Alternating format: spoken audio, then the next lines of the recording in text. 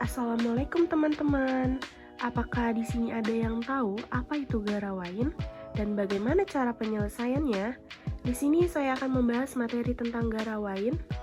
Perkenalkan, nama saya Novi Indriani, NPM 2021030366, kelas G, Prodi Hukum Ekonomi Syariah, mata kuliah Fikih Mawaris.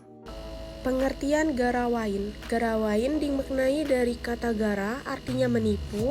Menurut Abdul Karim, dimaknai menipu karena dalam masalah garawain terjadi penipuan kepada ahli waris ibu, di mana ahli waris ibu yang menerima bagian sepertiga dikarenakan tidak ada anak atau cucu, bukan menerima sepertiga dari harta warisan, akan tetapi menerima 1/3 dari sisa ketika bersama dengan dua orang, yakni ayah dan suami. Materi selanjutnya yaitu pembagian garawain. Pembagian garawain terdapat dua. Yang pertama, jika seseorang yang meninggal dunia hanya meninggalkan ahli waris atau ahli waris yang tinggal, maka terdapat suami, ibu, dan bapak. Yang kedua, jika seseorang yang meninggal dunia hanya meninggalkan ahli waris, itu terdapat istri, ibu, dan bapak. Adapun yang dimaksud dengan ahli waris yang tinggal adalah ahli waris yang tidak terhijab, karena boleh jadi ahli waris yang lain masih ada, akan tetapi terhijab boleh bapak.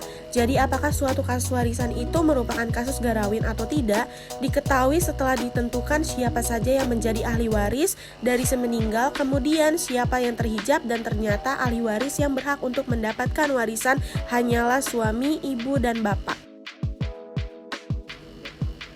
Apabila ternyata ahli waris yang berhak untuk mendapatkan warisan hanya terdiri dari suami, ibu, dan bapak, atau istri, ibu, dan bapak, maka dapatlah dipastikan bahwa persoalan kewarisan tersebut adalah persoalan yang khusus atau istimewa, yang diistilahkan dengan garawain.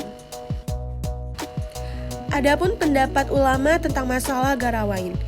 Adapun argumentasi yang dikemukakan oleh jumhur ulama adalah jika ahli waris terdiri dari ibu dan bapak, maka ibu mendapatkan 1/3 dan bapak sisanya, yaitu 2/3.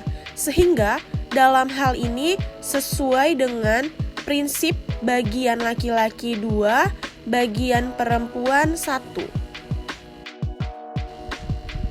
Di Indonesia sendiri pun mengikuti pendapat ulama menurut Umar dan jumhur ulama.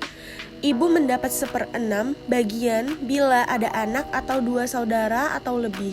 Bila tidak ada anak atau 2 orang saudara atau lebih, maka ia mendapatkan 1/3 bagian.